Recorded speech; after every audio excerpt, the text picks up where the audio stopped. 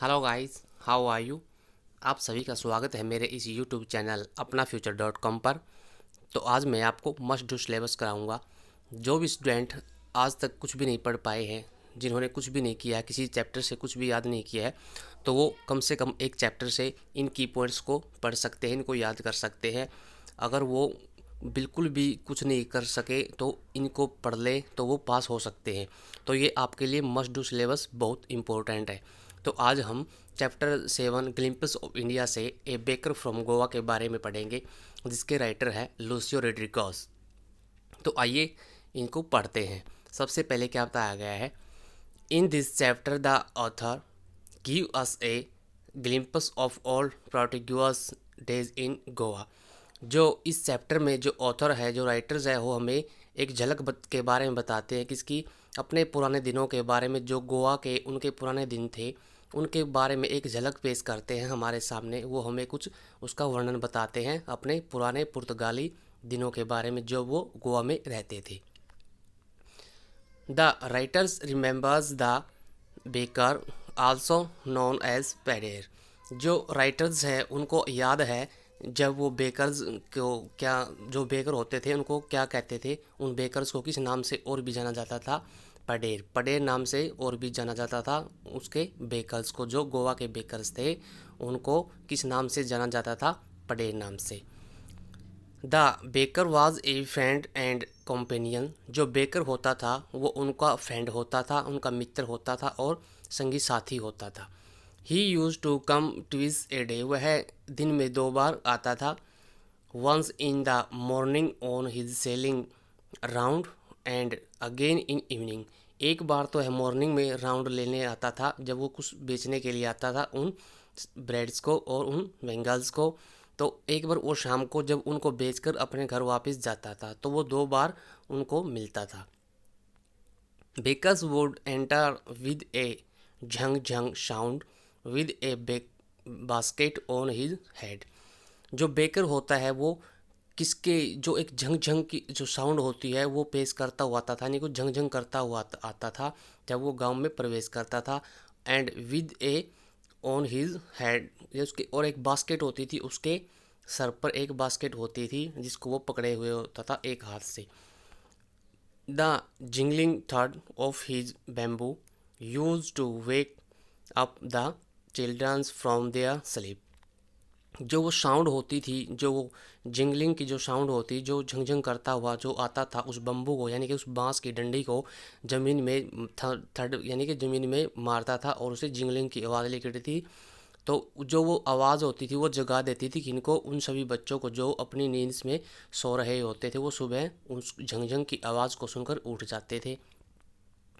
Marriage and ceremony were meaningless without cakes and bowling house.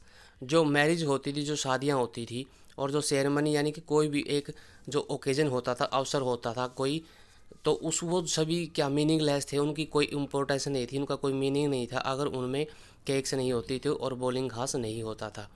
तो ये cake और bowling house नहीं होते थे तो उस मैरिज की या कोई जो एक सेलिब्रेशन होती थी उसकी कोई इम्पोर्टेंस नहीं होती थी। The bakers had the peculiar dress known as कबाई। यानी कि जो बेकर होते थे वो जो एक स्पेशल ड्रेस पहनते थे जिसको कबाई नाम से जाना जाता था। It was a single piece long frock. वह एक सिंगल पीस होता था लंबे फ्रॉक का। Reaching down to the knee, वो जो उनके घुटनों तक पहुंच रहा होता था, इतना लंबा होता था वो, एक सिंगल पीस होता था।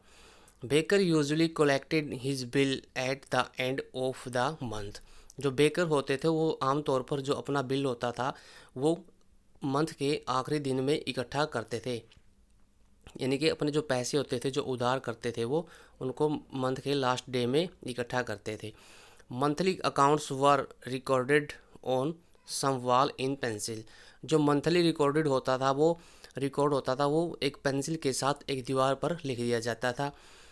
Baking was a profitable profession. जो बेकिंग होता है यानी कि बेकर का जो व्यापार होता था, बेकिंग होता था, वो प्रोफेशन होता था, वो प्रॉफिटेबल यानी कि लाभकारी होता था।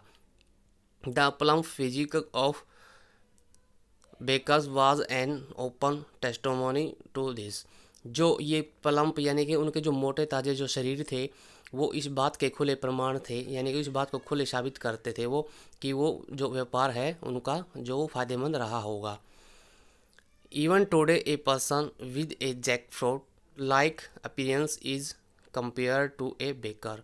जो आज भी हम अगर किसी भी व्यक्ति को इस तरह से मोटे ताजे व्यक्ति को देखते हैं जिसका शरीर जैक फ्रूट की तरह है, जैक फ्रूट यानी कि कटहल के जैसा होता है, तो उसकी तुलना हम एक बेकर से कर सकते हैं।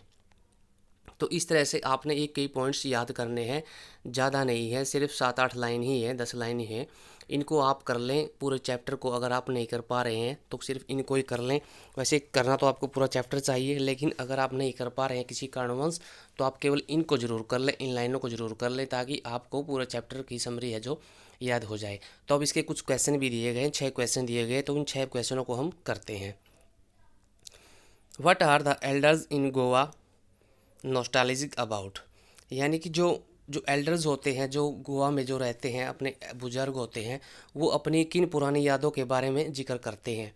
तो क्या बताया गया है, इसका आंसर है the bakers in Goa are nostalgic about good old Portuguese days. जो एल्डर्स होते हैं, जो बेकर्स होते हैं, वो अपने पुराने दिनों के, यानी कि जो अपने पुराने पुर्तगाली दिनों के हैं को अच्छे जो दिन थे उनको याद करते हैं। And their famous loaves of bread, और उनकी जो अपनी पुरानी दिनों की जो यादों के साथ साथ जो उनकी फेमस लोवेस होती हैं, ब्रेड ऑफ लोवेस होती हैं, उनको वो याद करते हैं, उनका जिक्र करता है, उनका वर्णन करते हैं। तो सेकंड क्वेश्चन क्या है, what is the baker called. जो बेकर होते हैं उनको किस नाम से जाना जाता है, उनको क्या कहा जाता है, पडेर नाम से जाना जाता है। इसका आंसर है पडेर। क्वेश्चन नंबर 3 का है when would the bakers come every day. जो बेकर्स होते हैं वो कितने दिन, मतलब दिन में कितनी बार आते हैं। Why did the childrens run to meet him. और जो चिल्ड्रन यानी बच्चे होते थे वो उनसे मिलने के लिए क्यों दौड़ पड़ते थे।